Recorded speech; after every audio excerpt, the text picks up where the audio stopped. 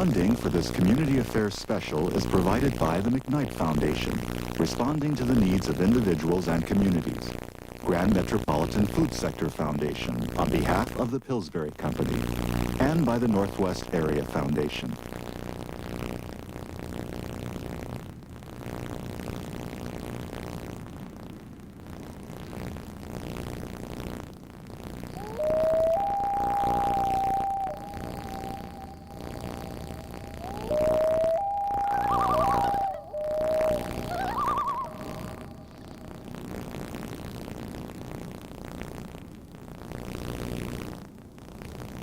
I was born during probably one of the worst storms around this neck of the woods. I was born in Superior, Wisconsin, New Year's Eve. They couldn't make it here to the Indian Hospital during that storm. I'm not even sure whether we had a car. So they took my mother to the hospital in Superior, who wouldn't admit her. So he had no alternative but to take her home, where she died.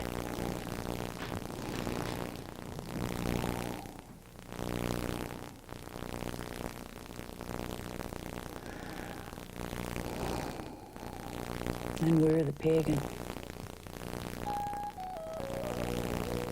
My father ended up marrying a white woman, white lady, an incredibly loving woman. And we then made several moves. The most distinctive, of course, that stands out in my mind as a child is living in Billings, Montana. Terribly racist town in Billings. I remember standing on a corner waiting for her. It's bright afternoon. And here come these ladies with their wraparound moccasins and their blankets on. Probably was 110 in the shade. Braids. And I saw my grandma. And they saw me. And all these questions were in their eyes, but they were warm, wonderful questions that these old ladies were asking me with their eyes. And I was looking at them with this hunger, I know, that said, Grandma. And just then, my stepmother appeared. And that was the first time I was killed. Those eyes killed me. I died. I did not exist anymore to those women.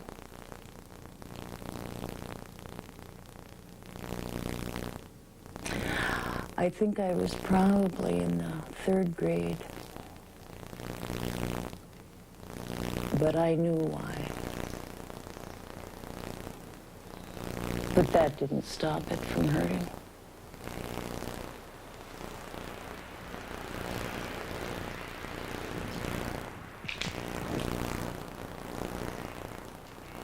A lot of history in this place.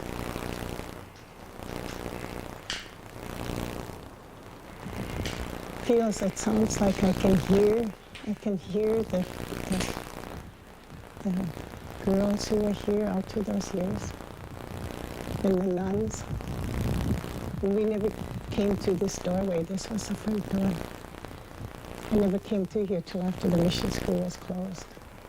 And so it seems real strange to me to walk even now through this front door.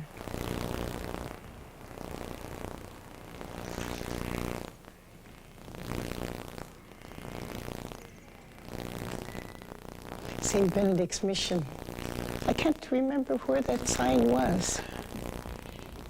It was scary. We got here. I remember that. We got here like toward evening, maybe after supper, because I remember we all had to be in that playroom before we went up to bed.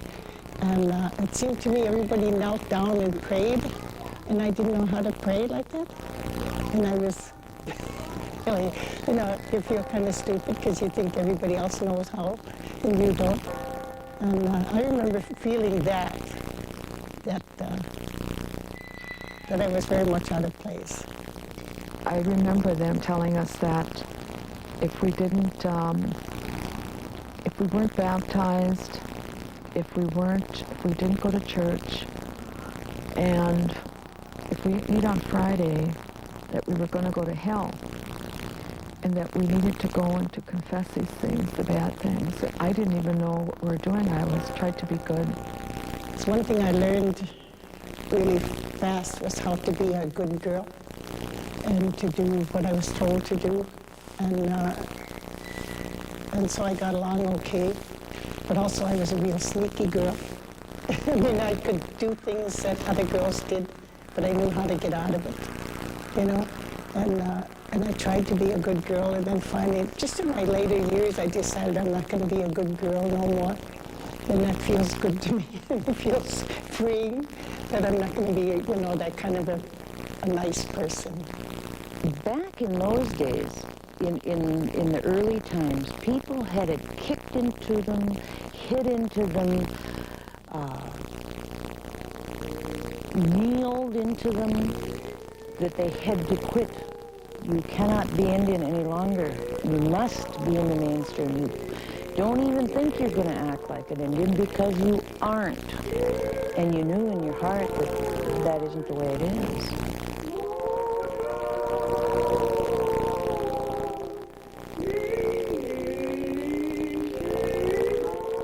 I was receiving 2 messages, and I was running to my grandfather and my uncles, because my grandfather followed the traditional way, and I would go and tell him, Grandpa, you better go to church or you're going to go to hell.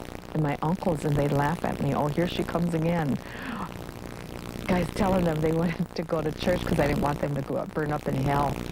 And they'd laugh and they'd tell me, my girl, there is no hell. Oh, yes, they're telling us there's hell. One day my grandpa told me, he said, come on, my girl, I want to take you outside. I want to show you something.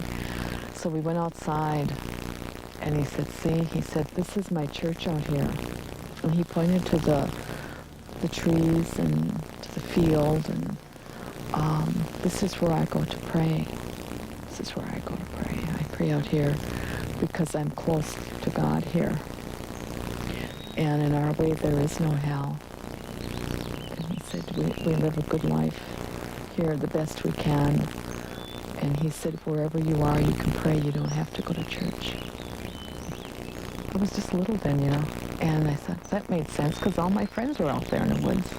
I used to communicate with birds, trees. I listened to the trees. And I thought, well, I understood that. But then again, I would go back to school, and it was like 2 different worlds again.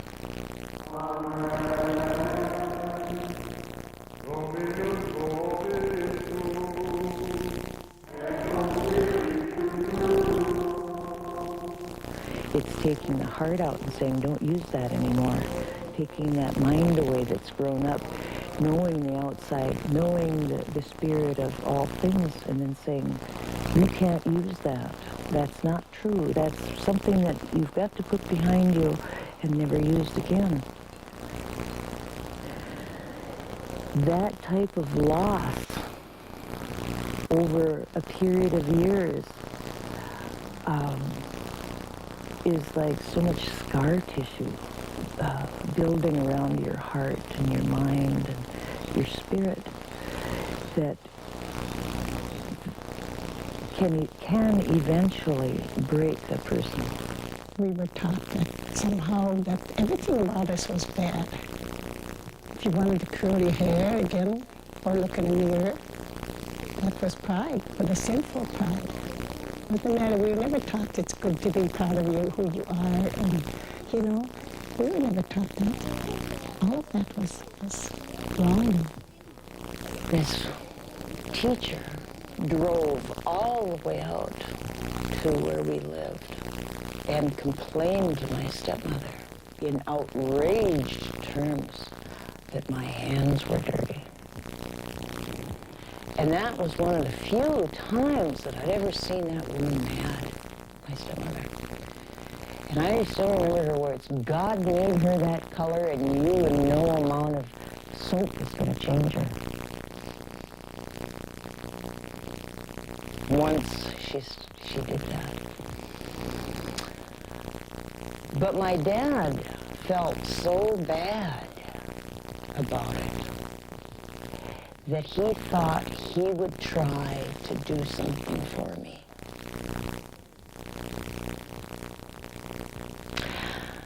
So he began to try to bleach me with lemon.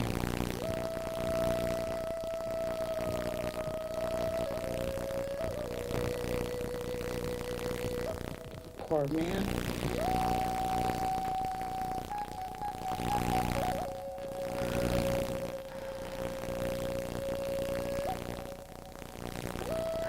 I suppose he thought it would help.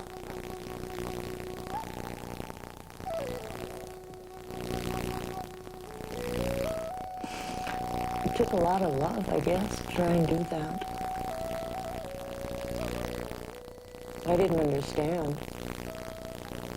Cried. I think that it can be so deep.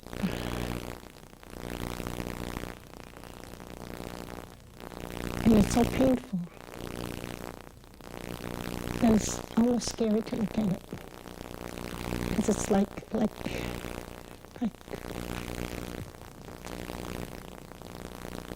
I couldn't endure it. It would be too much. Like I get in touch with some of it, but I'm scared to go beyond that. Because it's almost like going someplace and you don't come back. You know what I'm saying? In your mind.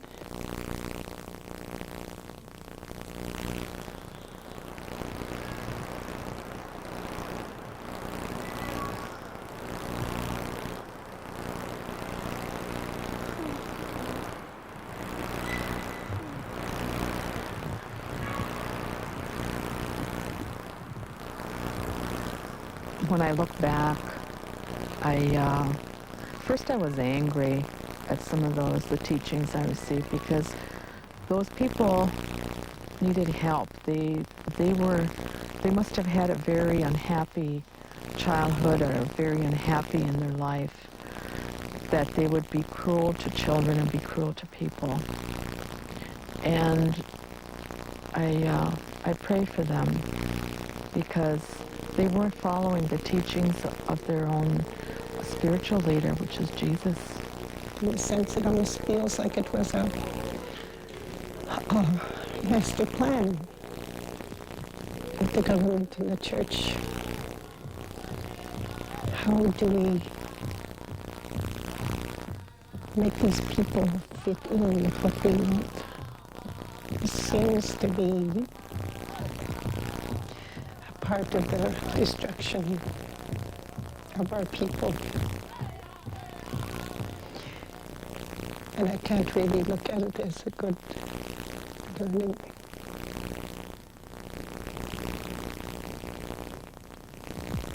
Because in the process we almost destroyed, and I know many of them were. They'll never have good lives because they still believe that they're not good people. That to be Indian is bad.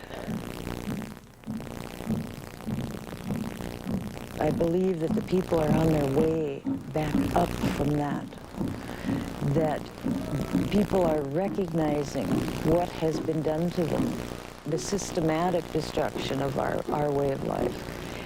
And they're fighting back. And they're fighting back by recognizing the hunger in themselves to go learn about themselves, to find out again about the clan system, find out again about medicines, about our religions, about everything that was taken away from us back then. I know many things were taken from our people. They went right into the homes and took them out of there because it was against the law to practice our religion. And this is why some of the Anaquit, the Clouds of my family, were put in jail for that. Their drums were taken, their pipes were taken. It was a loss of identity, a loss of one's purpose to be able to practice what was given to you. We've only had, what you might say, our religious rights since 1978. And now we can practice this in open. I know that it would be a grieving if I was denied to practice what I believe now and the way I walk now. Because I needed to make that decision in my life that I am Anishinaabe, I am Indian woman. I have been handed down ceremonies. The sacred items were passed down to me. From the pipe, my bundle, it was passed down to me. It's not something I decided, it's something that came down. And I understand now that feeling of what my ancestors went through. And when I fasted, they said, you are sharing the suffering of your ancestors. And you, those of you at this time, are going to make the difference. This is why some of our grandmothers right now are taking a stand on some of these serious, serious issues.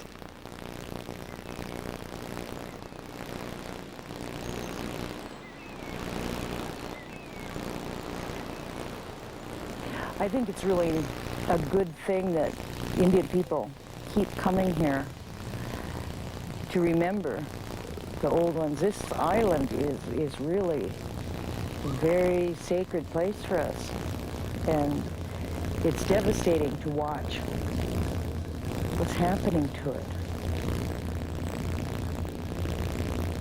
And my grandmother was White River woman. Before that, Nawanaquat is buried here. He was the chief of the Bear Clan, one of the 4 clans that were originally here. His grave was over there by that thorn bush.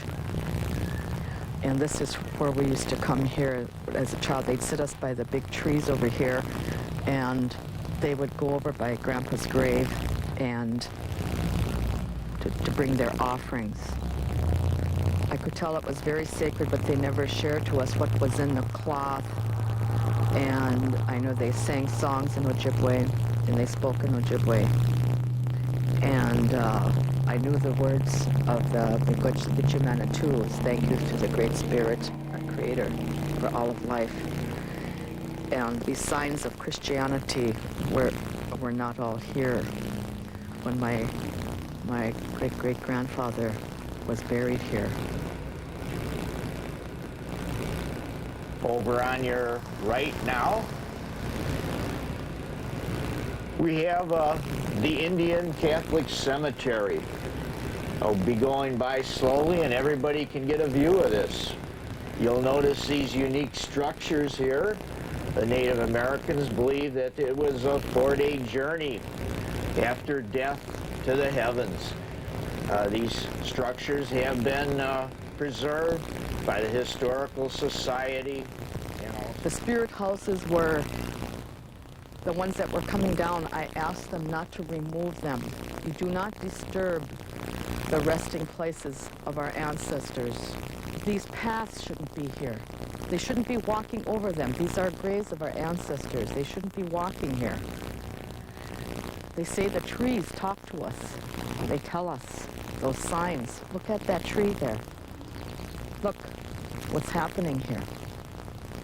From the destruction that's taking place and the desecration of the homes of our ancestors, what is left here, they continue to desecrate.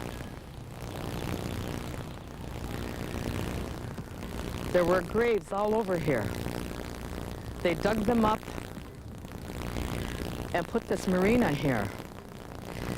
The archaeologists, the state archaeologists, people were there sifting through and grabbing everything. People were grabbing as they were digging and taking them and putting them in boxes. Some of them were shipped to the Smithsonian Institution in Washington, D.C. Some of them right here are on exhibit here at the museum here, and for the Wisconsin Historical Society to exhibit the remains of our ancestors. There's swatches of cloth, there's swatches of hair. Oh. Coming into that museum was very intense, disturbing. The air itself was stiff with despair. The grief that I experienced in there was not minute. It was hundreds of years of grief. It was compiled in there. I believe that it was brought on by everything, but mainly the rock. That rock affected me in such a way that I became extremely sad for it. He'd been standing in his own way for thousands and thousands of years, and now these white people that know nothing are telling us that only they know how he should stand. And in order to prove that, they're going to bolt him to the wall with an iron belt. The grief and loneliness was so intense that I knew somehow we had to do something. We had to help. We as grandmothers are doing the best we can to help this, to bring back to our children and grandchildren what is sacred to our people. And right over here, the sacred rock in the feather belt that goes with the big drum ceremony. Yes, right, that's there. And the pipe also goes with the drum. See, those are things, that's part of my education again. Those are things of which I was not aware at all. And that feather belt is worn, and it's at the doorways. They had no conception of the fact that those items, some of those items on display, most of the items on display, were and still are intrinsic to many ceremonies that are still done. Sylvia and I didn't really exist that day except remnants of a people that used to use these things. Doesn't matter what these people are being told that they're still should be used today. They should be talked to. They should be touched. They need to be touched. They need to be honored. They need to be used. They need to be fed. They need to breathe. They need these things just the way they did when they were first used. These are real things. These are not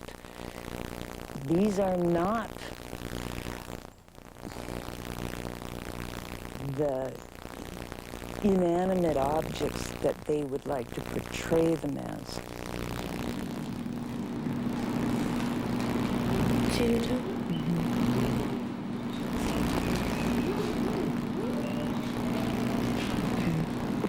Put some more sweet grass on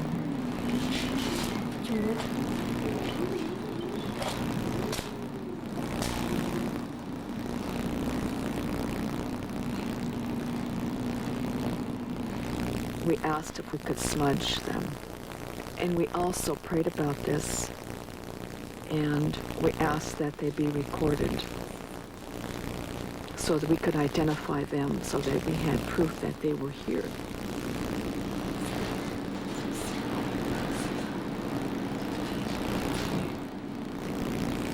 Now, I know I can hear people saying, oh, none of those should have been photographed. That may be true. However, a short blip on a camera isn't as insulting as what's happened to them since they left their true places. The years and years and years, the decades of defilement that these things have gone through was maybe not alleviated too much by our pitiful offering of sage. But yet, on more than one occasion, I could feel in my heart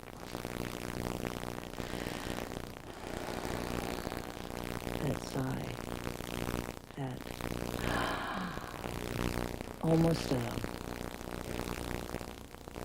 almost a feeling of like that same nursing home I go back to in my examples of an old person that that's been there for a long time, and you bring them something from their youth that they remember that was very dear to them, that they felt very strongly about, and you give it to them, and they pet it, they stroke it, and you can hear them go. It's connection.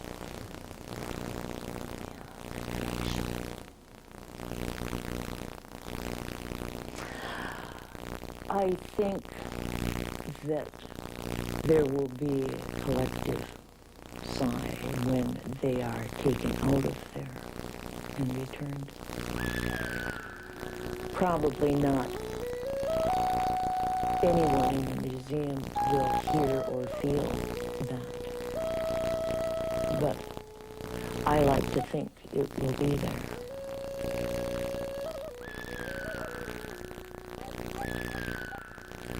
Drums, those pipes, those bundles that are locked up in museums have to come back to the people. They have to come back to the people because our grandchildren need them to survive. We were confused all these years, but our grandchildren are going to go on. And that's where the survival of this world lies. The grandmothers are coming together to fulfill our role as Anishinaabe women, Anishinaabe Nokomis grandmothers, to be certain for that future of our grandchildren.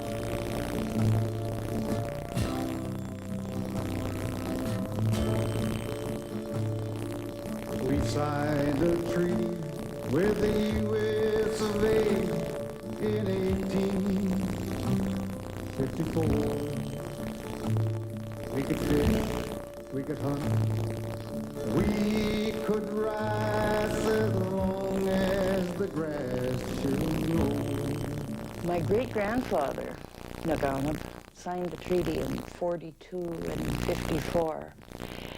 But in signing those treaties, the old people were wise enough to include the clause, always in all the treaties they signed, that we will have the right to hunt, to fish, and to gather. All these were saved for us, not granted to us. They were saved for us by old people that looked ahead, that utilized our religion and said, we have to look to those future generations. We have to save what we have, what we can for them.